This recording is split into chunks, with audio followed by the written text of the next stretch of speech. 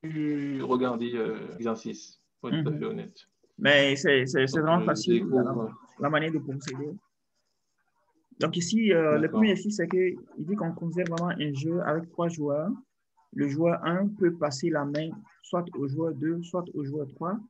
Le joueur 2 peut soit terminer le jeu, soit passer la main au joueur 3. Et le joueur 3 ne sait pas qui lui a passé la main. Il peut alors terminer le jeu soit en jouant gauche ou en jouant droite. OK? Et là, on donne les gains dépendamment donc de qui a passé la main. OK? Donc, on dénote les gains du joueur N par UN. Si le joueur 2 termine le jeu, alors les gains sont donnés par 1. Si le joueur 3 termine le jeu en jouant gauche, les gains sont 3-3-2. Si c'est le joueur 1 qui lui a passé la main, alors le gain c'est 4-4-0.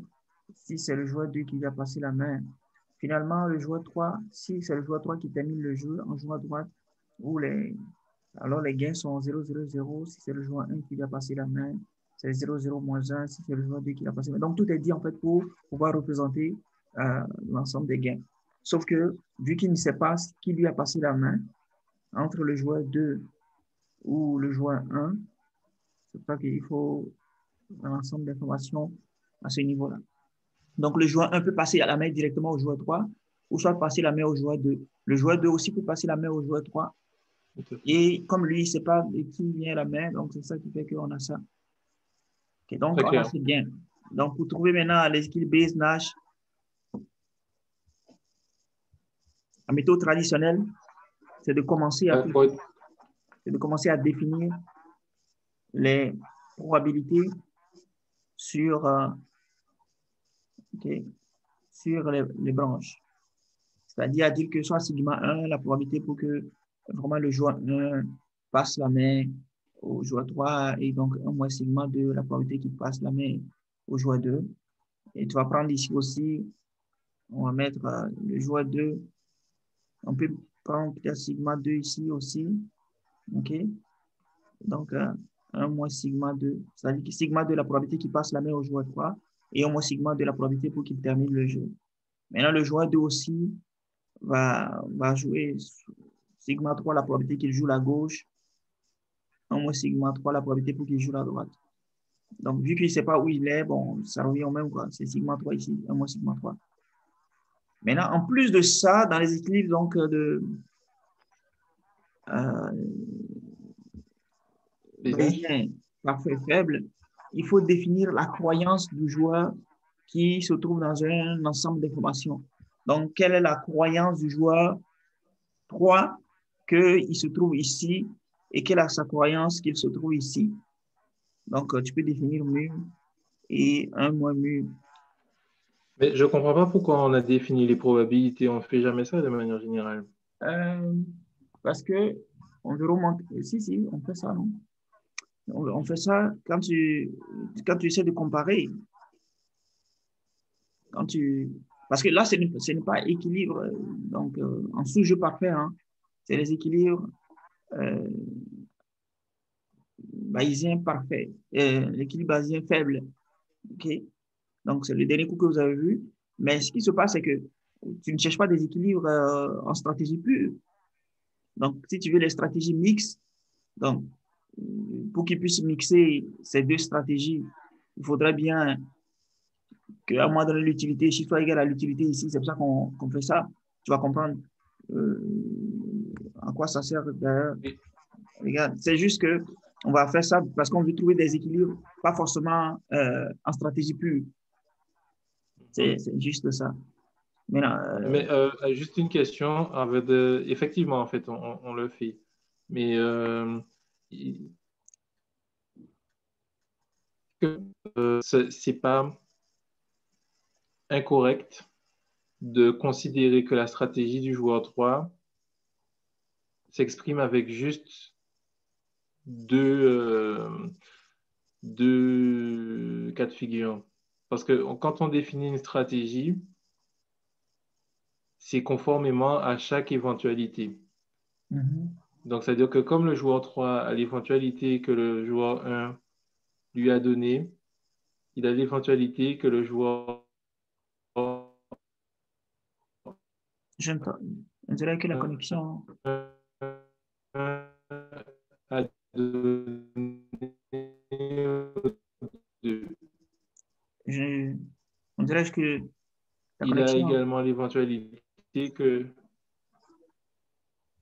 ta connexion. OK, Allô? OK, je pense que je t'entends maintenant.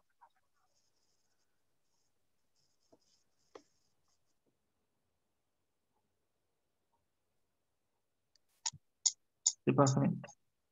Est-ce que c'est mieux maintenant? Ouais. Super.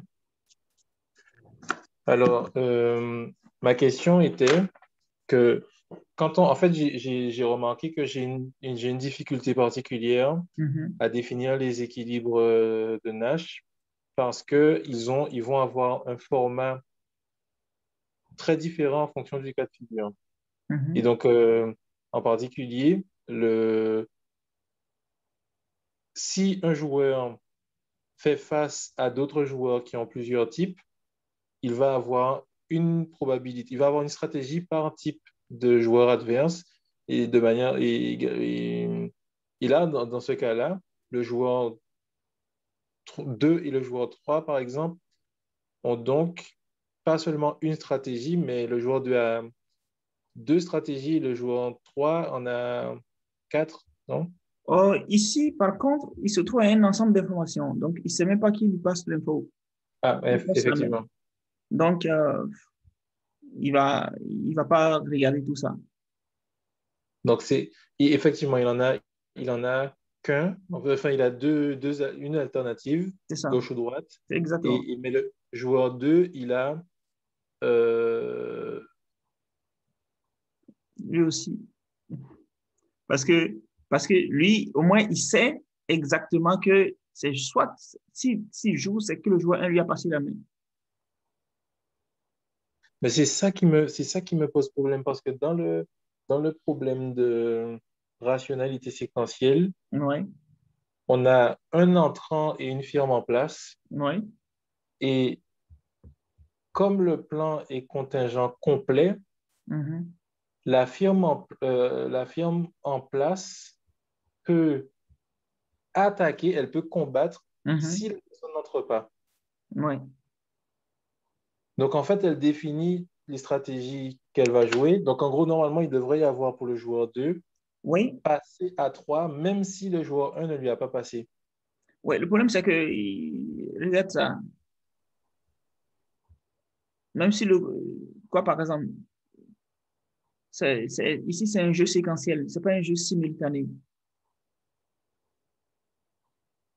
C'est Mais, que, je vois, oui, je vois un peu ce que tu veux dire.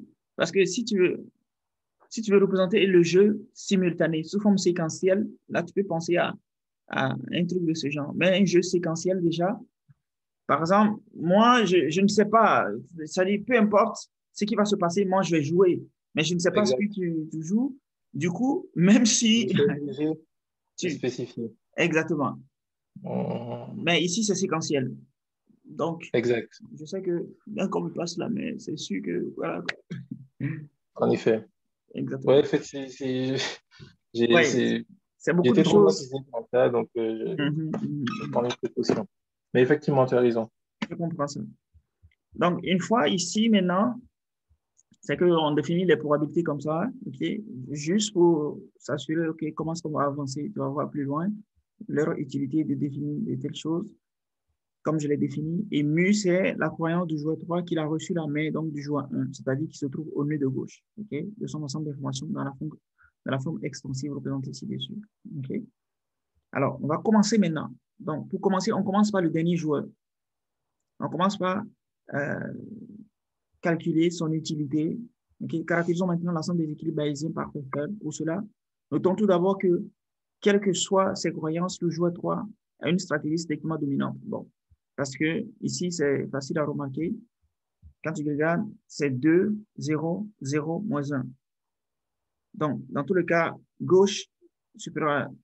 Mhm. Donc, il ne va pas mixer. En effet. C'est parce que sinon, ce que tu vas dire, c'est que vu qu'avec probabilité mu, il se retrouve ici, avec probabilité mu, il est là, avec probabilité 1 moins mu, il est là, et qu'il ne sait pas qui lui passe la main, Donc, lui, s'il joue gauche avec probabilité sigma 3 et D avec probabilité 1 moins sigma 3, son utilité sera en fait, ça va être mu fois sigma 3. Normalement, avec probabilité mu, il va gagner 2 fois sigma 3 plus 0 fois 1 moins sigma 3.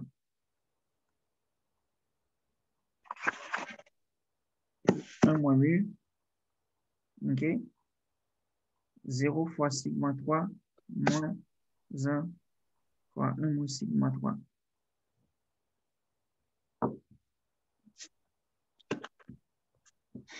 Tu vois ce que je dis? C'est parce que son utilité, avec probabilité mu, il va être ici. Avec probabilité 1 moins mu, il va être ici.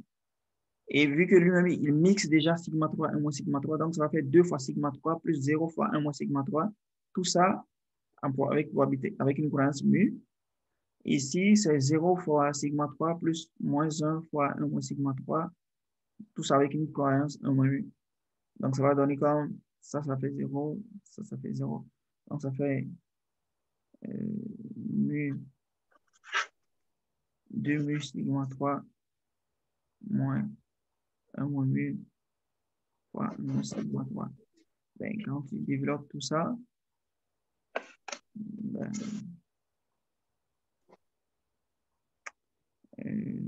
ça va faire 1 moins mu moins 1 moins mu fois sigma 3 plus mu fois sigma 3.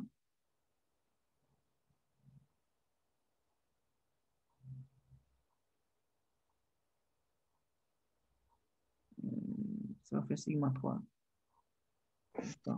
Bon, en fait, on peut développer, voir ce que ça donne. Donc, ça fait 2 mu sigma 3 moins 1 moins mu plus sigma 3 fois 1 moins mu.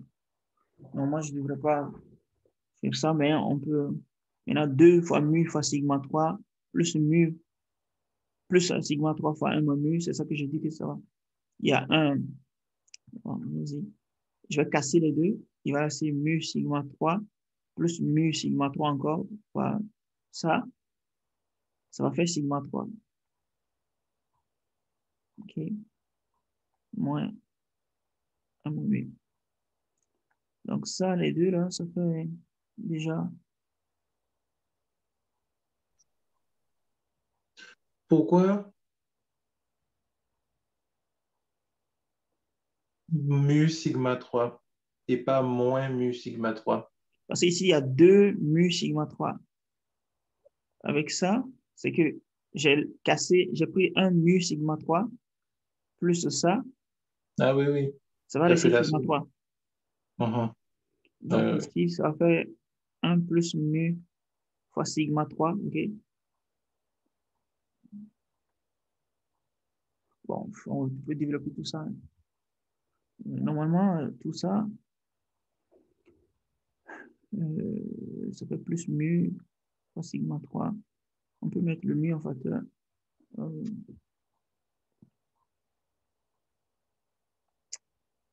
Bon.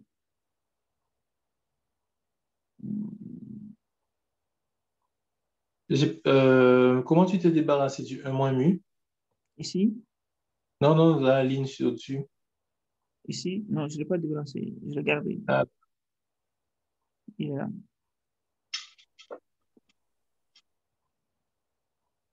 mais pourquoi tu as barré un plus mu alors?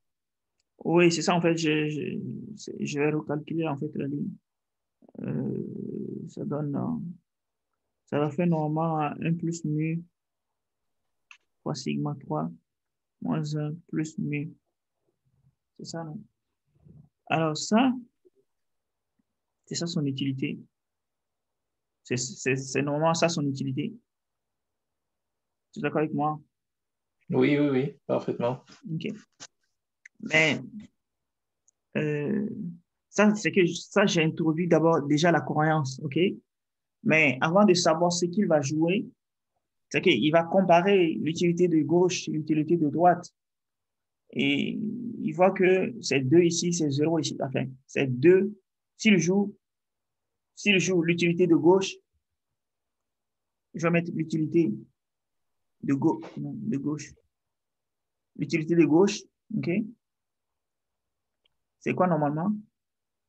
C'est 2 fois mu, OK? Mhm. Euh, Plus. C'est tout. mais attends, pourquoi est-ce que tu fais ça? Parce que, à mon avis, ta démonstration est déjà terminée.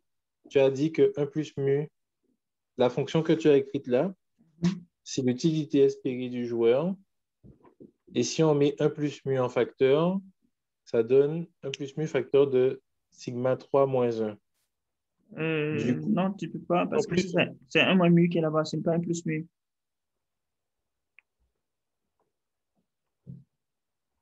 ah oui, en effet. De toute Ah, façon, c'est l'utilité générale que tu as calculée. OK? Mais c'est l'utilité, donc, envers une stratégie mixte donnée. OK? Et ça ne te donne pas le choix qu'il va faire. Il détermine juste son utilité. Maintenant, il faut qu'il maximise cette utilité-là pour pouvoir pour choisir entre gauche ou droite, ou bien pour pouvoir mixer entre gauche et droite, il faut que les deux utilités soient égales. Là, j'ai calculé une utilité. Bon, peut-être c'est bon, je ne devrais pas t'amener sur ce terrain, mais le truc, c'est que j'ai calculé une utilité avec une stratégie mixte quelconque. Maintenant, ce n'est pas comme ça qu'on trouve les équilibres de Nash. Pour trouver un équilibre de Nash, il faut trouver l'utilité d'une autre stratégie pure, l'utilité d'une autre stratégie pure, et puis dire qu'il y a égalité entre les deux pour pouvoir mixer, en fait. tout à fait. C'est pour ça que je dis, si je veux le à gauche, ça fait normalement 2 fois mu.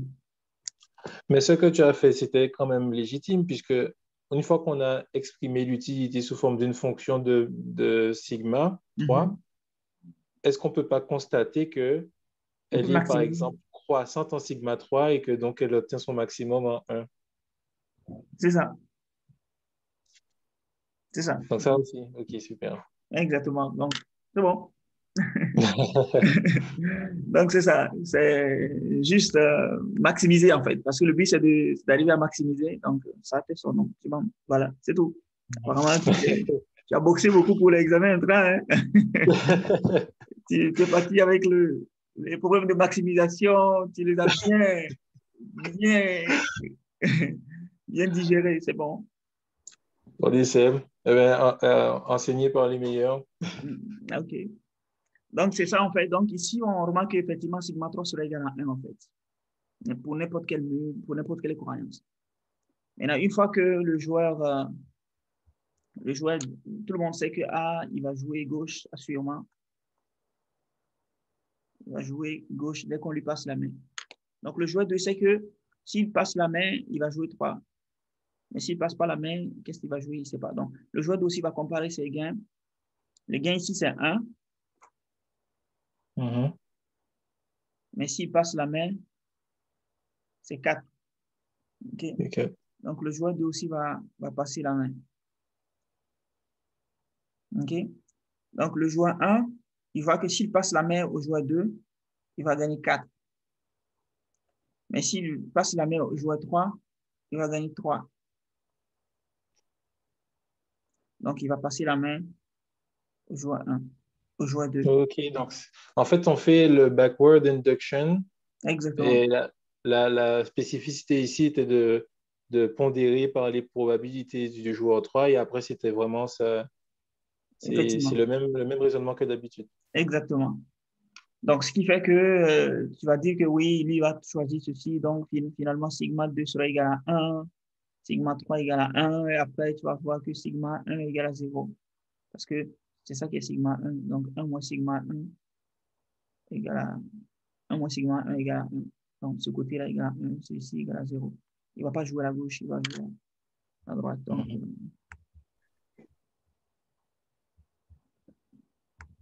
C'est toujours facile quand je te vois faire, et après, non, c'est sûr qu'après ça, seulement, je te dis que c'est plus facile, quoi.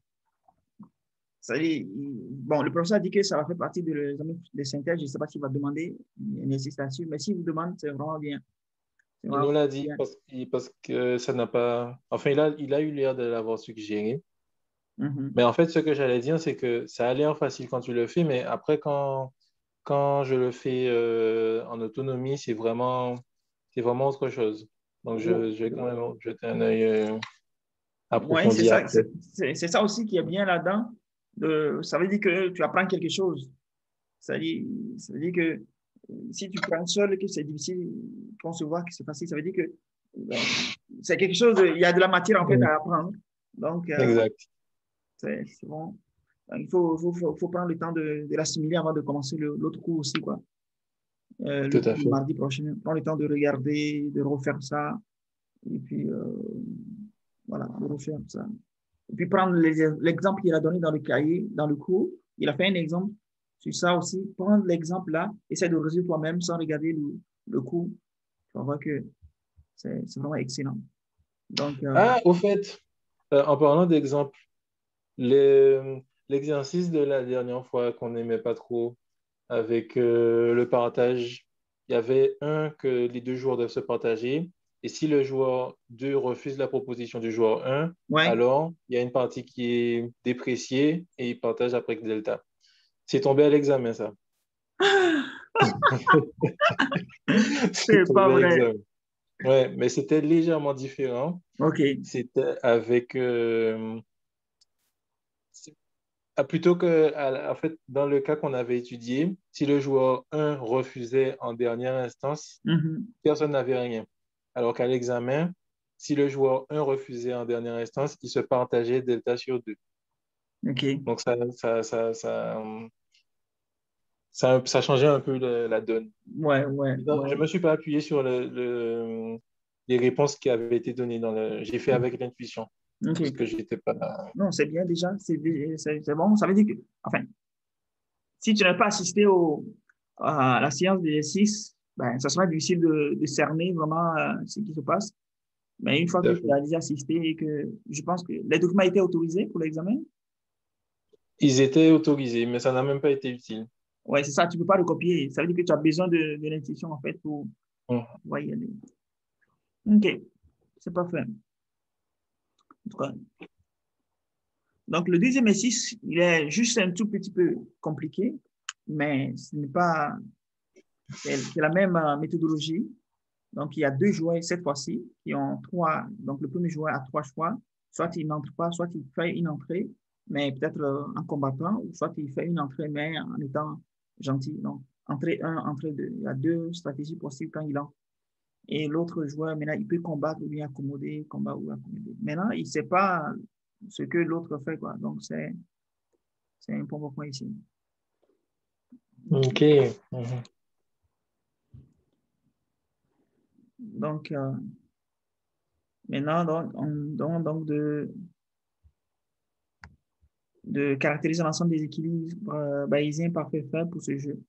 Donc, on commence encore avec celui-ci qui va jouer sigma C, 1 moins C'est sigma C. les gains en dessous de accommode entre un. C'est 3 et moins 5. Ici, ouais, je pense que c'est 3 et moins, je ne sais pas exactement, mais je sais que, est-ce qu'on aura besoin vraiment de ça? Euh, je pense que c'est 3 et moins 2. Dès que j'ouvre mon propre PDF. Ouais, c'est 3 et moins 2. Ici, c'est 2 et 0. Ah ouais, ouais, tout à fait. OK. Alors, donc, tu vois, on définit encore sigma C, la probabilité que la fille I joue combat, la probabilité que la fille I joue accommode est donc 1 moins sigma C. Et on définit aussi sigma 1. Sigma 1, c'est n'entre pas. Allô? Ouais, moi, je t'entends très bien. C'est bon? Attends, excuse-moi, hein. Non, peut-être c'est ma connexion aussi qui déconne. Non, en fait, c'est qu'en allant sur le PDF, j'ai perdu le. Voilà. OK. J'avais perdu la fenêtre.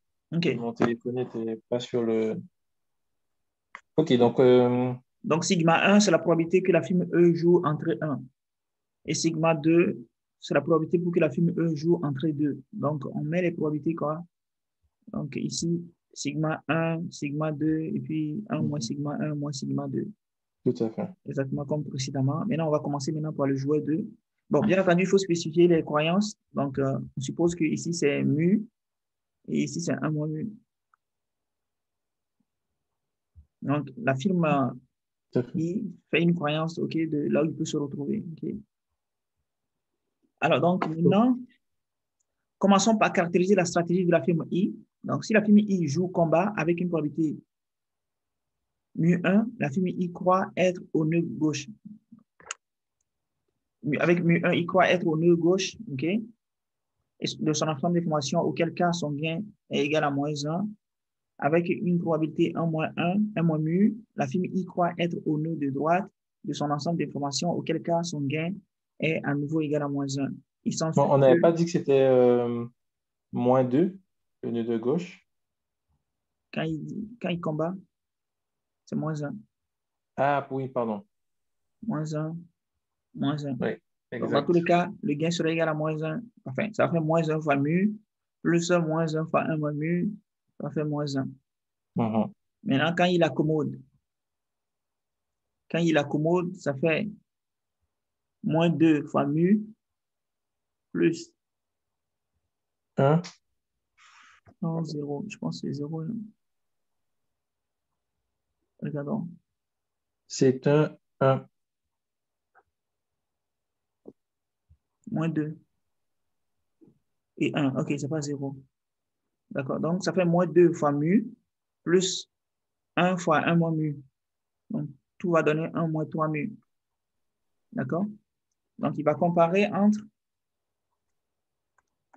Donc, quand c'est U et combat,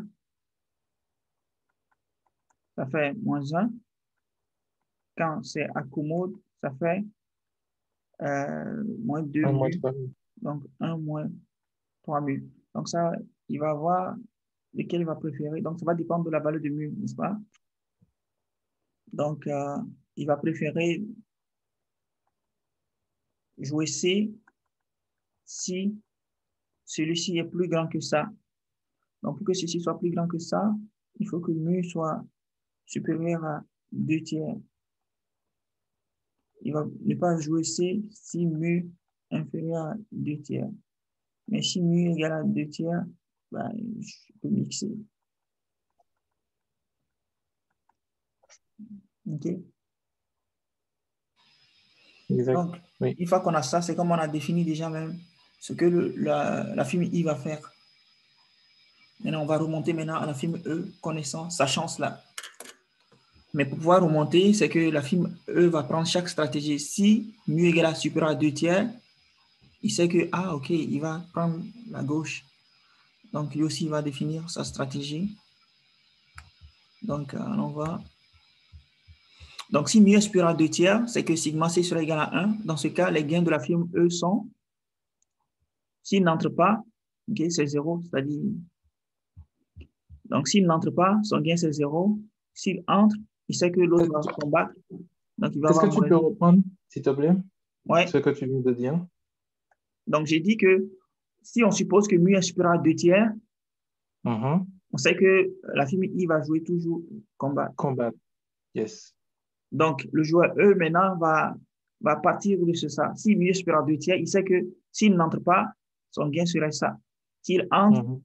s'il entre 1, s'il fait entrer Et 1, monte. non, son gain Ce serait sera ça. moins 1. Yes. S'il fait entrer 2, son gain serait ça.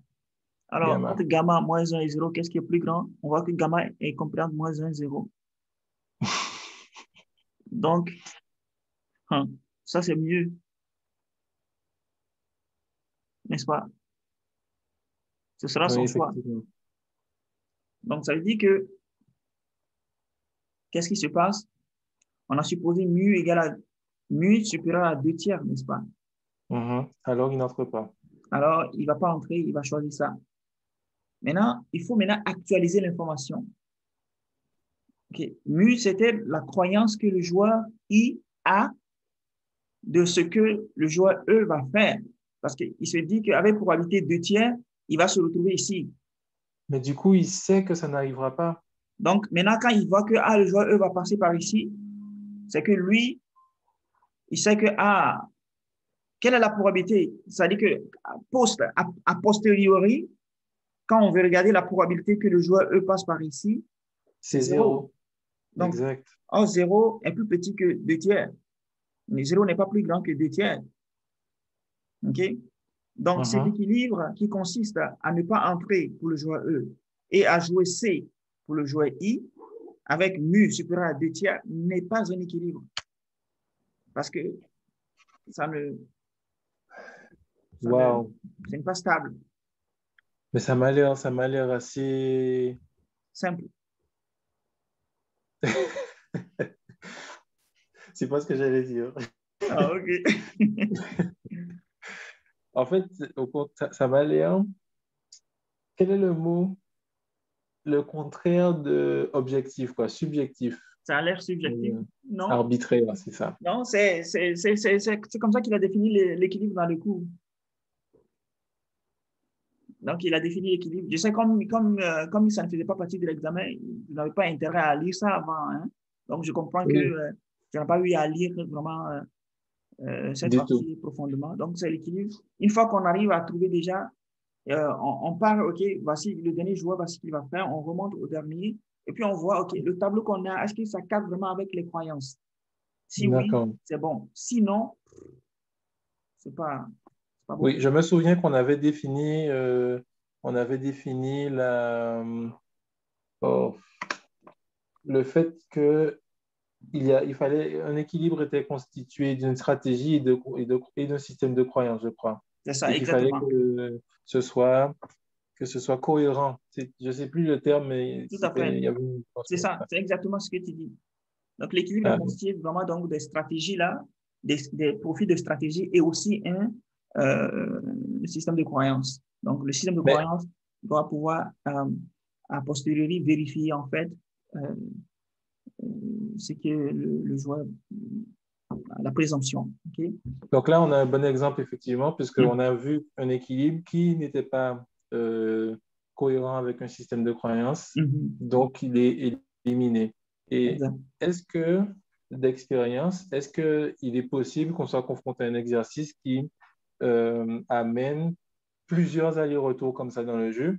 Parce qu'à partir du moment où il y a plusieurs joueurs et plusieurs interactions entre les joueurs, on peut vite imaginer qu'il va falloir Non, il n'y aura pas quand même ce cas aussi complexe que tu es en train d'imaginer, parce que vous n'aurez au plus trois joueurs et un seul joueur va avoir des croyances. Si un exercice où deux joueurs ont des croyances déjà, c'est quand même assez difficile.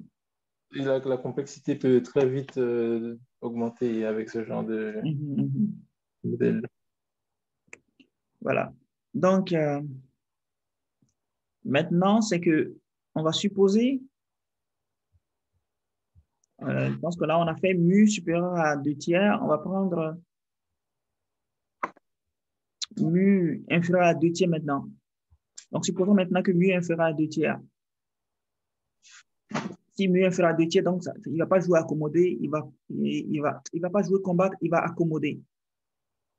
Okay? S'il accommode, on regarde encore l'utilité donc du joueur 1, du joueur E, c'est 0, 3, 2, et donc il va préférer entrer 1. Okay? Excuse-moi. Si mu est Si. inférieur à 2 tiers, c'est qu'on avait défini la probabilité sigma C, c'est 1. Si mu est supérieur à 2 tiers, c'est 0 si mu est inférieur à 2 tiers. OK? Donc, une fois que Mhm. mu est inférieur à 2 tiers, on sait que sigma C égale à 0. Donc, on est ici. Sigma C égale à 0. Donc, il va forcément accommoder tout le temps. OK?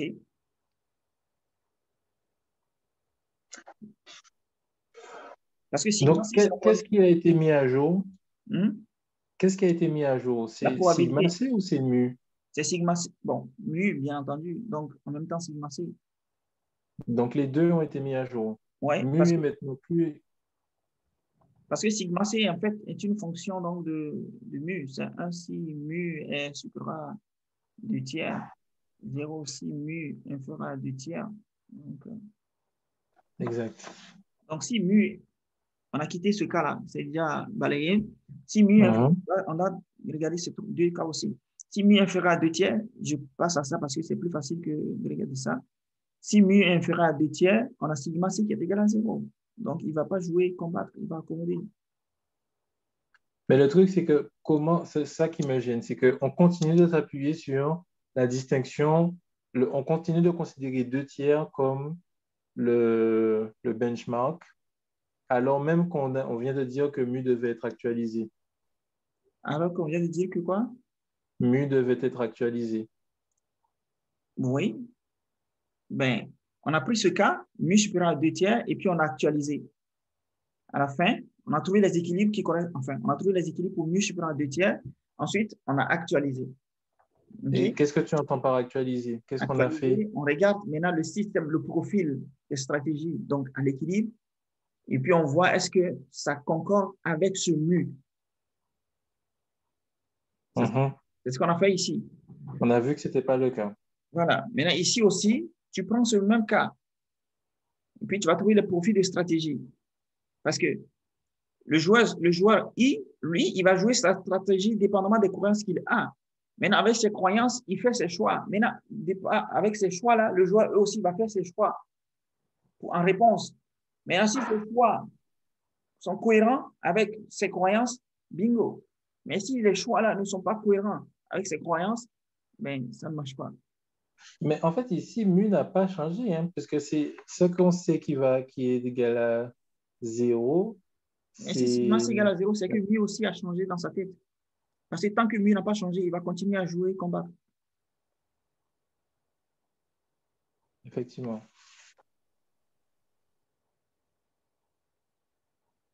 Ouais, ouais. OK? Mhm. Donc, Parce qu'en fait, on termine, oui. le sigma ci est une fonction de mu.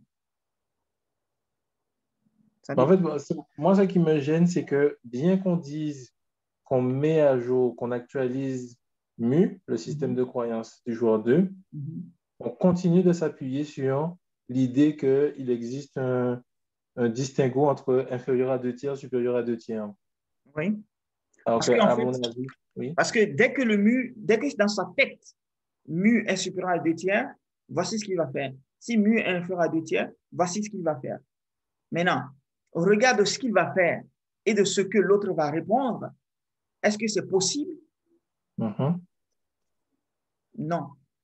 Au regard de ce qu'il va faire et de ce que l'autre va faire, est-ce que c'est possible? Oui. Alors, il va faire ça. Ça peut se passer. Si, au regard de la croyance qu'il a, et donc des actions qu'il va poser, et donc des réponses de l'autre joueur en réponse des actions qu'il va poser, et que ces choses peuvent se réaliser, alors c'est un équilibre.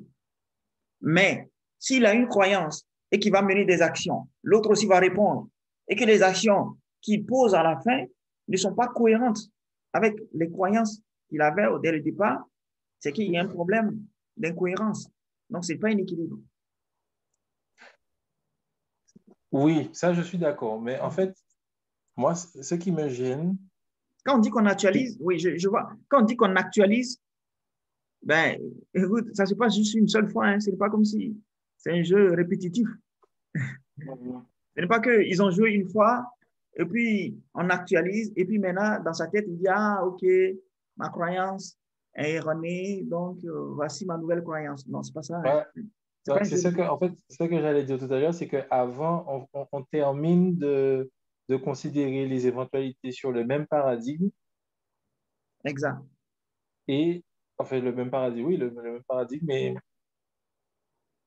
et par la suite, on conclura. Mais Mhm. ouais, 2 tiers continue de rester le point de pivot. Mhm, mhm. Ok.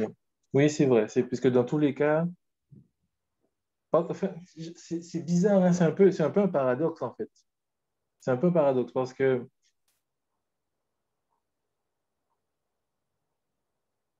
comment dire, j'essaie de trouver un exemple.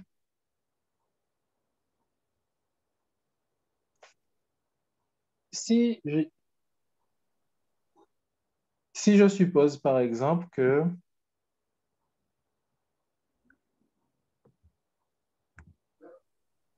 Ouais, je suis une firme et j'ai peur qu'une autre firme rentre dans mon marché. Mhm. Et j'évalue à une chance sur deux la possibilité qu'elle entre dans mon marché. Et donc, conformément à cette idée de une chance sur deux, Mhm. je vais réaliser une certaine action. Je vais, comment dire, je vais, ouais, voilà, établir un certain comportement, une certaine stratégie. Mais en établissant cette stratégie-là, je me rends compte que, ah ben non, mais finalement, effectivement, elle serait perdante en faisant ça. Donc, il n'y a pas, elle ne fera jamais ça. Donc, est-ce que ça ne remet pas en cause l'idée, la statistique d'une chance sur deux? Est-ce que ça ne vient pas dire, finalement, elle n'a pas une chance sur deux de rentrer dans mon marché? Elle a quelque chose d'autre, peut-être une chance sur trois, peut-être une chance sur cinq. Et donc, ce que je trouve bizarre, c'est qu'on Oui, continue de s'appuyer sur une chance ok. sur deux. Donc, si ce n'est pas une chance sur deux, donc ce que tu veux dire que mu ne peut pas être plus grand que 2 tiers, n'est-ce pas? Supposons que c'est une chance sur deux dont tu parles, c'est mu supérieur à 2 tiers, par exemple. Donc, une fois Oui. qu'il réalise que mu ne peut pas être plus grand que 2 tiers, ça veut dire qu'il est inférieur à 2 tiers.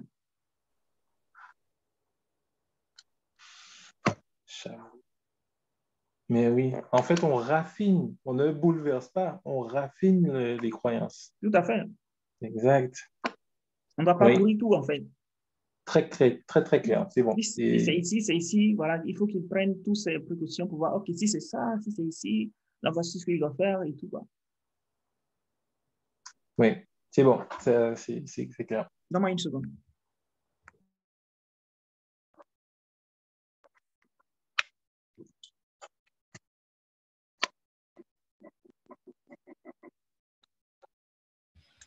OK. Alors, donc, ce qui va se passer maintenant, c'est qu'on va prendre maintenant mu inférieur à 2 tiers. OK? Mhm. Et quand mu inférieur à 2 tiers, maintenant, donc, il va jouer à accommoder parce qu'il pense que mu va être inférieur à 2 tiers. Mu n'est pas supérieur à 2 tiers. Donc, Tout il à va jouer fait. à accommoder. Il va jouer à accommoder. Et là, le joueur E, donc le joueur 1, en regardant ça, s'il fait entrer 1, il sait que son gain sera 3. S'il fait Mhm. entrer 2, son gain sera, je sais pas, 0. S'il fait, Je, je ouais, regarde. c'est en bas, on va regarder bientôt. C'est deux. S'il n'entre pas, son gain c'est 0. Donc, le 3 est supérieur. Ouais, donc il va faire ici. OK? Donc, si on actualise la probabilité, quelle est la probabilité pour qu'il entre ici? Un. Ça fait 1. Mhm. Est-ce qu'il s'est inférieur à 2 tiers? Non. Non.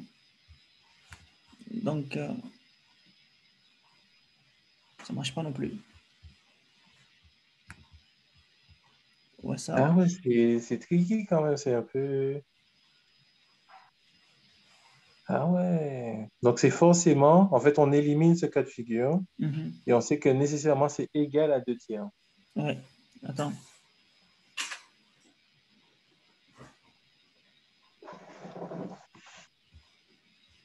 Euh, ouais, ça.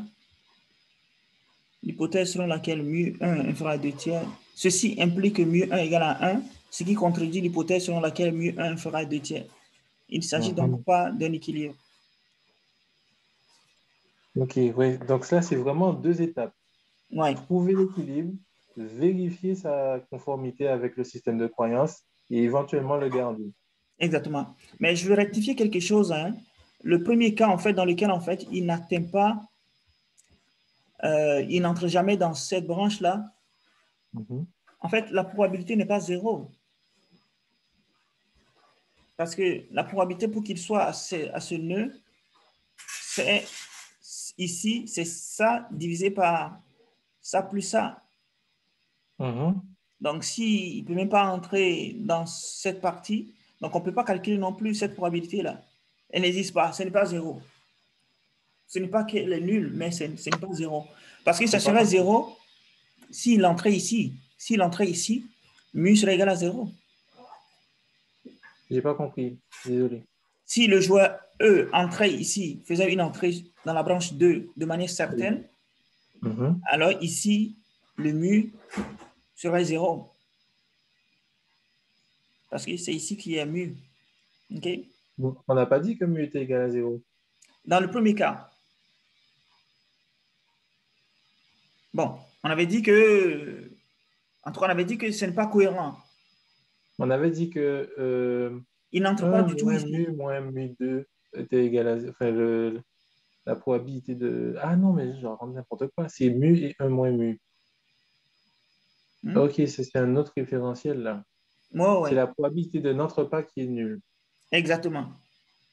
Non, c'est avant, je parle du premier cas, je ne parle pas de maintenant. Maintenant, on a trouvé mu égale à 1. OK? Mhm, Mu égale à 1 et puis ça ne concorde pas non plus. Ce n'est pas cohérent. Parce qu'on a mhm. supposé mu inférieur à 2 tiers.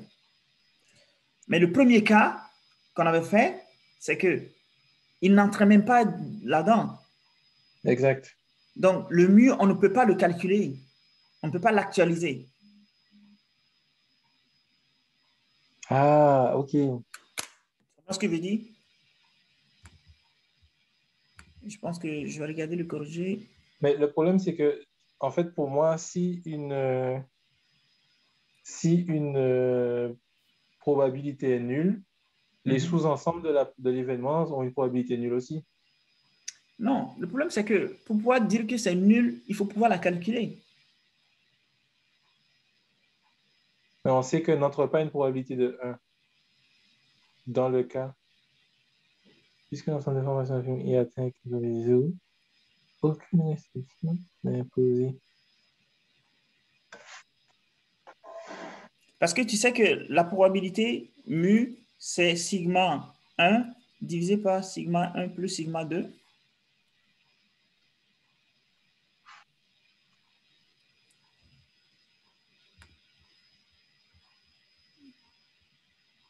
Regarde, ça, c'est sigma 1. Ça, c'est sigma 2. Mhm. Donc, mu, en fait, quand on veut l'actualiser, ça va faire sigma 1 divisé par sigma 1 plus sigma 2. Ah, voilà comment on... Ok.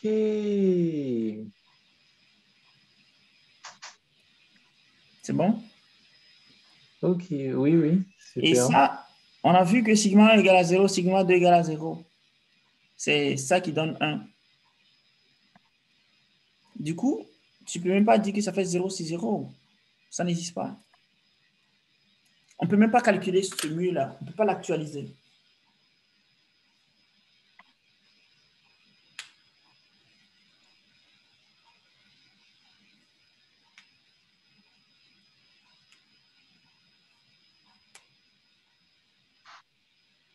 Il y a la notion de vide et de zéro. Est-ce que vide et zéro, c'est pareil? Exact, c'est pas pareil. Mhm. Et on avait vu, alors le raisonnement, c'était de dire, si il n'entre pas, Mhm. il a un truc de zéro, un gain de zéro. Tandis que s'il entre, il aura soit -1, Soit soit gamma. gamma qui est plus petit que zéro. Mhm. Donc, il va forcément ne pas entrer. Exact. Et en fait, il faudrait définir une telle chose que la probabilité d'entrer, la probabilité de ne pas entrer. Et on sait que la probabilité de ne pas entrer est égale à 1. Tout à fait. Parce qu'on avait défini les probabilités là déjà à l'avance. Ici, c'est 1 moins sigma 1 moins sigma 2. On avait déjà défini ça dès le départ de l'exercice. Donc, ça veut dire que ça, c'est égal à 1. Donc, ça égale à 0, ça égale à 0. Tout à fait. Mais du coup, mu, c'est égal à sigma 1 sur 1, sigma 1 plus sigma 2. Mais, Monsieur, c'est cette branche-là. La probabilité de partir de cette branche, sachant qu'on est oui, déjà sur ces deux. Donc, ça va faire oui. cette branche divisée par ça plus ça. Est-ce que ça ne fait pas, est-ce que finalement, on ne pourrait pas avoir le raisonnement de dire, mais que par conséquent, on ne peut pas considérer que n'entre pas une probabilité de 1? Ça interdit le fait de considérer une telle éventualité? Le fait donc de ne pas entrer n'interdit pas. C'est-à-dire que s'il entre, on voit que ça produit une impossibilité mathématique. Donc, ça veut dire, c'est possible, c'est aussi une manière finalement de dire que c'est impossible qu'il n'entre pas avec une probabilité 1.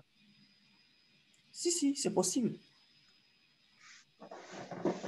Parce que s'il n'entre pas avec probabilité 1, mais la croyance du joueur 2 ne va jamais changer, quoi. Elle est toujours la même. Parce que le joueur 2 ne peut pas actualiser sa croyance. C'est ce que j'ai dit. Donc, si le joueur 2 ne peut pas actualiser sa croyance, ben, donc cet équilibre, en fait, est consistant. OK. Parce qu'il n'y a pas OK. d'autres restrictions. Attends, je vais relire encore cette partie. Voilà, puisque l'ensemble des formations de la firme I est atteint avec probabilité 0, c'est-à-dire n'est pas du tout atteint, aucune restriction que ce que nous avons dès le départ n'est imposée sur les croyances de la firme I. On a donc caractérisé un premier équilibre. Ouais. OK. OK. Ça va. Okay, Ça donc, va. pour le mu inférieur à 2 tiers, dans ce cas, en fait, on pouvait actualiser en fait les croyances et on obtenait 1. Et une fois qu'on a une nouvelle croyance qui est 1, qui n'est pas cohérent avec ce qu'on avait avant, Tout à fait. c'est que là, ce n'est pas du tout un équilibre, quoi. Il ne s'agit donc pas d'un équilibre. Là, c'est clair. Oui, c'est très clair, très clair. Ben, heureusement qu'on a fait cette erreur, ça a permis de mettre la lumière sur la nuance. Oui, exactement. C'est ça. Si on n'avait pas... Parfois, les erreurs sont le fondement même de la réussite. Hein? C'est vrai. OK. Donc, le troisième cas maintenant, c'est de considérer mu égal à 2 tiers. Maintenant, dans mu égal à 2 tiers, il y a plusieurs possibilités. J'aime cet exercice parce qu'il a l'air être le plus difficile de tous les équilibres donc de base, des équilibres de Nash en sous-jeu parfait. Parce qu'il regroupe à la fin quand même beaucoup de possibilités. Okay? Avec mu égal à 2 tiers, toi, par exemple, qu'est-ce que tu vas penser?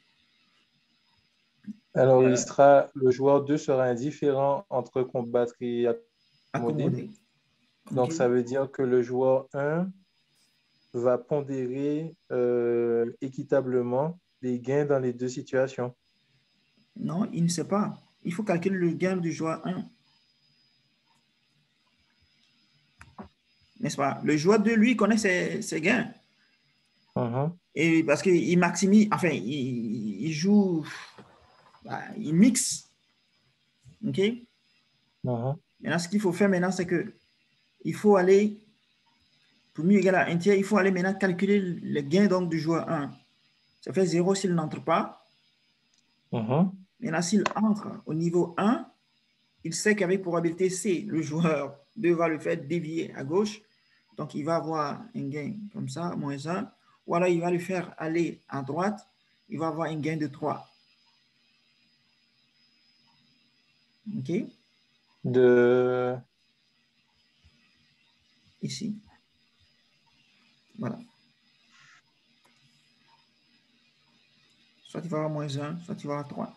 Avec probabilité sigma C, 1 moins sigma C. C'est bon? Donc, ça fait Oui. moins sigma C plus 3 moins 3 sigma C. Donc, ça fait 3 moins 4 sigma C.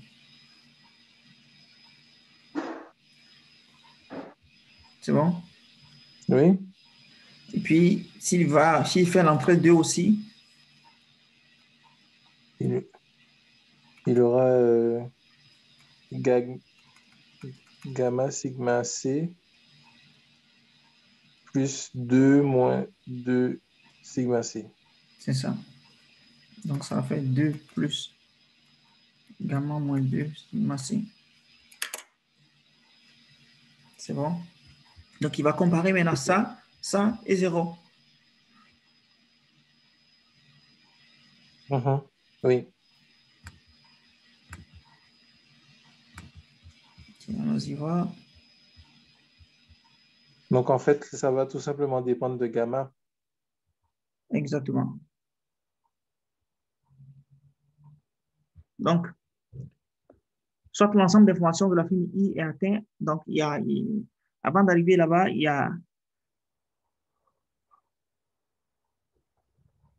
bon, il faut penser quand je vois, il faut penser trois possibilités. Dans le cas où mu est égal à 2 tiers, qu'est-ce que ça veut dire?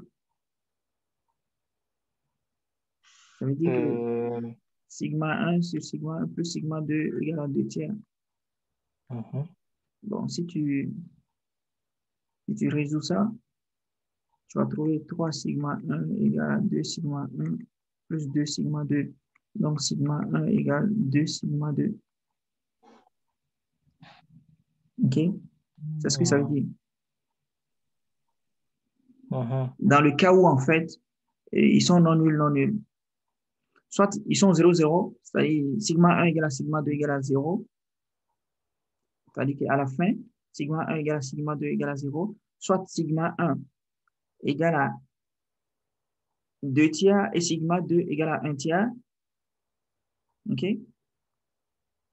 Et les deux sont toujours comme ça. Soit sigma 1, bon, dans le cas où sigma 1 égale à 1 tiers et 2 tiers et sigma 2 égale à 1 tiers, ça veut dire que la somme des deux égale à 1. Ça veut dire qu'il entre toujours. Ou soit, le dernier cas maintenant, c'est que sigma 1 plus sigma 2 est strictement inférieur à 1. Tu vois un peu ce que je dis? Non. Pourquoi, en fait, une fois qu'on a écrit que sigma 1 égale 2 sigma 2, on voit que ça peut prendre... dès qu'on met un sigma 1, on a une valeur de sigma... On obtient une valeur de sigma 2. Et donc, ouais. Mais ça ne nous donne pas les croyances. On ne peut pas évaluer les croyances.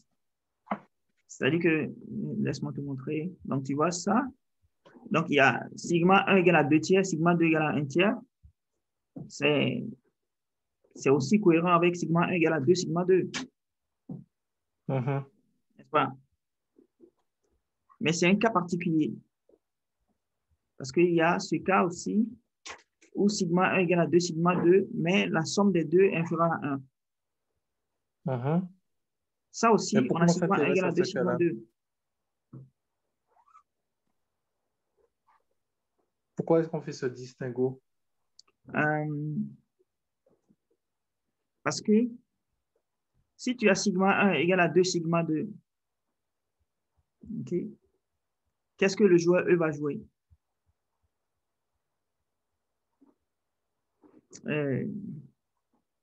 Attends, j'arrive. Si tu as sigma 1 égale à 2 sigma 2, qu'est-ce que le joueur E peut jouer? Le joueur 1, qu'est-ce qu'il peut jouer? Parce que, n'oublie pas, on a calculé ses utilités, mais on veut montrer que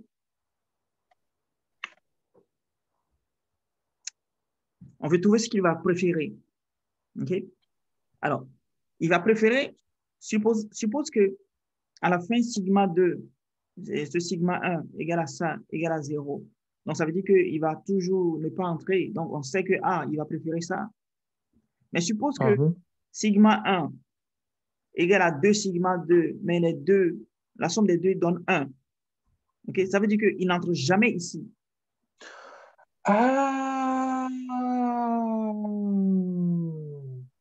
OK? Maintenant, si ça plus ça ne donne pas 1, ça veut dire qu'il mixe vraiment sur les trois. C'est-à-dire qu'on a sigma 1 égale à 2 sigma 2, mais la somme des deux ne donne pas 1. Ça veut dire qu'il garde une probabilité pour ça, il garde une probabilité pour ça, il garde une probabilité pour ça. Ça veut dire que les gains des trois doivent être égaux. Voilà, en fait, on fait ça parce qu'on veut faire ressortir les fois où notre pas aura une probabilité non nulle. Exactement. Ou différente de 1. Exactement, c'est ça. C'est effectivement ça. Donc, une probabilité, il n'entre pas avec une probabilité non nulle ou il n'entre pas avec une probabilité 1 et puis le reste, les deux autres là se partagent donc les autres probabilités. Donc, c'est juste ces deux cas qu'on veut faire sortir tout en gardant la spécificité qui est sigma 1 égale à 2 sigma 2. Parce que s'il entre, obligatoirement, sigma 1 égale à 2 sigma 2. Maintenant, s'il n'entre pas, c'est qu'on a sigma 1 égale à sigma 2 égale à 0. C'est le premier cas. S'il n'entre pas, c'est que sigma 1 égale à sigma 2 égale à 0. Alors, l'utilité de notre part est plus grande que l'utilité de 1 et l'utilité de notre part est plus grande que l'utilité d'entre 2. Donc, ça doit être plus grand que ça doit être plus grand que ça. Donc, avec ça, on trouve des valeurs de sigma C. Wow. Ah ouais, j'aurais jamais pu déployer ça. Ça. Et une fois qu'on a sigma C, bon, il est supérieur à ces deux valeurs, donc, il va être supérieur au maximum des deux. Donc, l'équilibre, c'est quoi? Sigma 1 égale à sigma 2 égale à 0. Et sigma C est plus grand que les deux là, jusqu'à 1. Et mu 1, c'est 2 tiers. Maintenant, est-ce que 2 tiers est cohérent? Oui, 0, 0. On ne peut pas actualiser parce qu'il n'entre pas. Donc, vu qu'on ne peut pas actualiser, alors c'est un équilibre. Maintenant, on suppose maintenant qu'il entre. C'est-à-dire qu'on suppose que le fait de ne pas entrer, il n'entre pas du tout. C'est-à-dire que ne pas entrer avec probabilité 0. Donc, il entre de manière sûre. S'il entre de manière sûre et que sigma 1 égale à 2 sigma 2, alors, forcément, on va avoir sigma 1 égale à 2 tiers, sigma 2 égale à 1 tiers.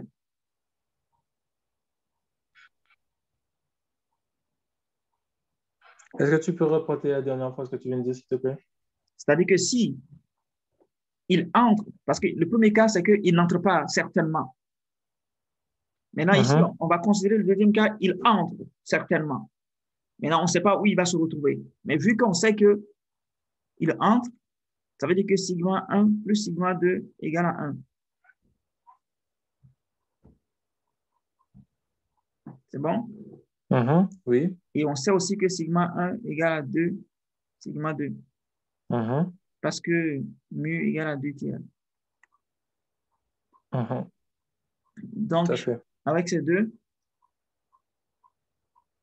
tu vas voir sigma 1 égale à 2, facteur 2, 1 moins sigma 1. Donc, sigma 1 égale à 2 tiers. Sigma 2 égale à 1 tiers.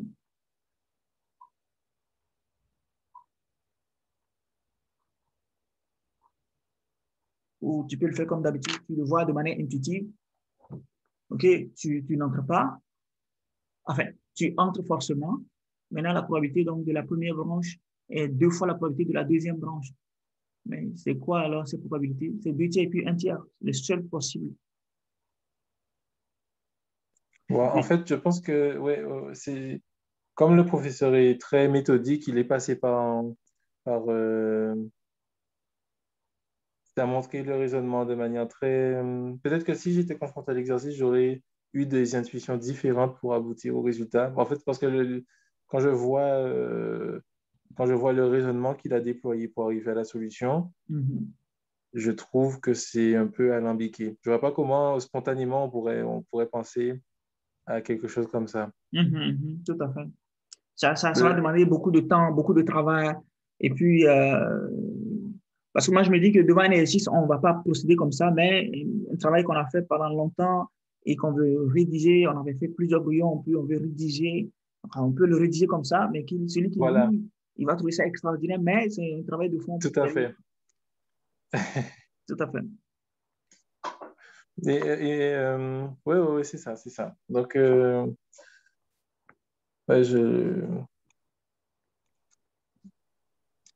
max, entre 3 quarts, ouais. Et c'est là qu'on voit la contribution de gamma. C'est en Exactement. fait, gamma va Donc, une fois faire qu'on jouer a entre ça, avec le seuil. on va égaliser les deux. Donc, entrée 1 et entrée 2 vont avoir les mêmes utilités.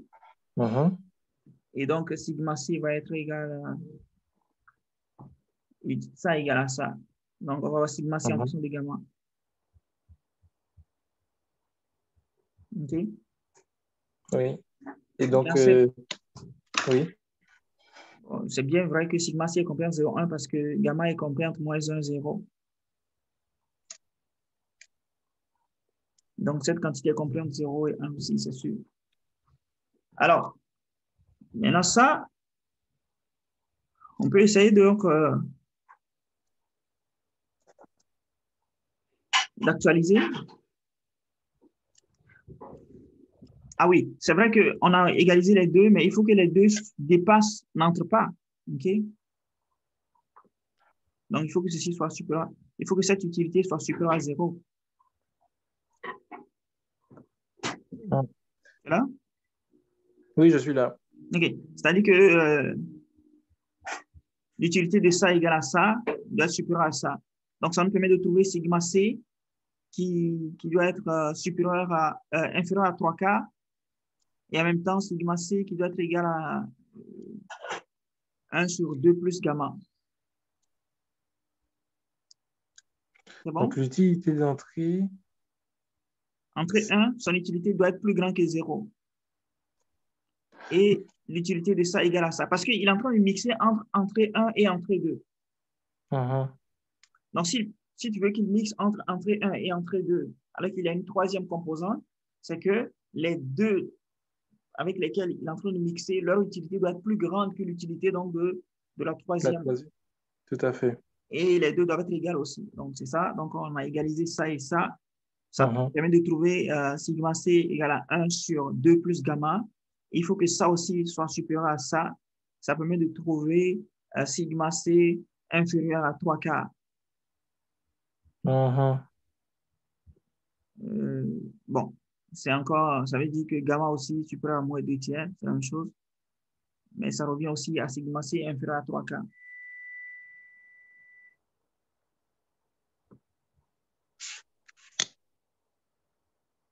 OK. Donc, ça fait cet équilibre-là. Maintenant, est-ce que c'est consistant? Ouais, parce que à la base, même le fait de supposer sigma 1 égale à 1, 2 tiers, sigma 2 égale à 1 tiers, quand tu vas calculer mu, ça te donne 2 tiers. Tout à fait. Puisque c'est à partir de mu égale 2 tiers qu'on a trouvé ça. Exactement. OK, ça, parfait. Donc, le troisième cas maintenant, c'est que là, on ne dit plus qu'il entre ou qu'il n'entre pas, mais il joue sur les trois, en fait, de manière uniforme. Enfin, il mixe sur les trois. Il joue un mix sur les trois. Donc, l'utilité des trois sont égales. Les utilités des trois stratégies sont égales. OK. Donc, ça, c'est une manière typique de travailler quand l'un des joueurs, essentiellement le dernier joueur ou bien celui qui précède, à trois stratégies et que c'est seulement deux stratégies qui mènent vraiment vers le truc, un ensemble d'informations donc de son suiveur. Parce que tu vas devoir mixer en disant, OK, soit il joue sur ces deux-là uniquement et voici ce que ça donne, soit il joue totalement à gauche, il n'entre pas dans cette branche de l'ensemble d'informations, ou soit il entre et il n'entre pas donc en mixant. Donc, avec ça, on a ces trois, les utilités sont égales. Et quand elles sont égales, bon, il suffit juste de résoudre. Tu vas trouver assurément ça égale à ça. Tu vas trouver sigma C égale à 3K. Et sigma C égale encore à 2 sur 2 moins gamma. C'est la même chose. C'était effectivement... Ça tombait immédiatement. Exact. Puisqu'il faut que ce soit nul dans les trois cas. C'est ça. Ah ouais, Donc, ouais, ça c'est ça aussi, bien c'est un fait. équilibre. Et c'est tout. Donc, dans le fond, ce n'est pas aussi compliqué. Ça demande juste de manière méthodique, tu fais ça, tu finis avec ça, tu fais ça, tu finis avec ça, tu fais ça, tu finis avec ça. Sachant que tu commences toujours par le dernier joueur. Essaie de le faire tout seul, tu vas voir. C'est très intéressant, ça demande moins de travail. Il faut faire beaucoup d'exercices pour comprendre la structure. Ouais. Et après, le côté méthodique là, qui a l'air effrayant, je pense il peut, comment dire, s'imposer naturellement si on a bien compris la structure. Exact. Ouais. Bon, j'espère que ce sera clair quand je ferai. OK. Vous commencez le prochain coup, donc le mardi prochain, c'est ça? Hein? Oui, c'est ça. OK. Donc, je sais pas, je sais pas si c'est le même cours qu'il y a d'habitude que tous les ans où il y a un changement cette année. Oui, il y a un changement, c'est pas le même prof. Aïe, aïe, aïe. Et la matière est similaire ou elle est différente? Hmm. Bon, là, le professeur m'a écrit, il m'a dit il va donner une autre matière totalement différente. Donc, on va voir ce que vous allez faire et puis je vais regarder aussi le cours sur Moodle pour voir ce qu'il va poster et regarder les exercices aussi pour pouvoir essayer de voir ce que ça donne quoi. Ah ouais, ça promet. Attends, est-ce que